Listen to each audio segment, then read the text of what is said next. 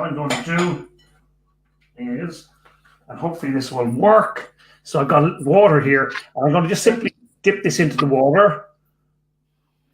Like that. Hang on a second now. Oh, that's after burning my finger. So hang on 1 second. Oh, so it's warm water. Dip it in. I'm going to take it back out. Hot water. Okay. If that goes back to normal, so when it's normal again. Back to normal again. Yeah. So this is what we call memory metal. And the reason I'm using this, the reason I'm just showing you the memory metal is to say to you that once the metal is in the right environment, and in this case it has to be hot water, but once it's in the right environment, then it will return. It will, no matter how many times you pull it, it will return to its original shape.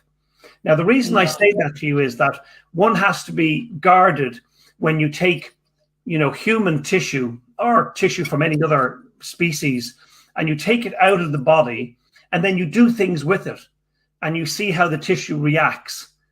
Because that can be quite misleading, very misleading, in fact, because the tissue is not going to respond the way it does when it's in its natural environment with, the pH and the fluid dynamics and the specific temperature. So that's just one little thing I'm going to say, because, of course, obviously, from fascia science viewpoint, it's typical that we would take tissues out of the body of a rat or maybe even human connective tissue, and we do things with it. So we just need to be careful about some of the assumptions that we jump to in terms of saying, oh, well, that's what the tissue does, or that's how the tissue reacts or responds in the human body.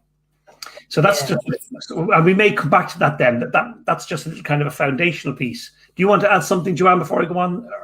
No, well, I absolutely love that example, and obviously I've seen it before. It is the same spring, just to confirm, Paula, that the same spring, and the visual, put it in scalding water and it responds. It's a very powerful analogy for how the fascia is in the human body as a coiled thing that looks to restore.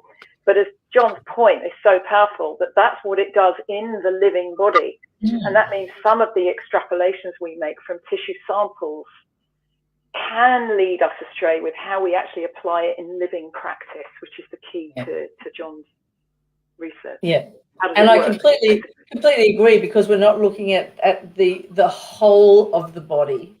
We're taking something out and making it inert, and then expecting that it's going to perform the same thing it would when we're using functional dynamic kinetic movement chains.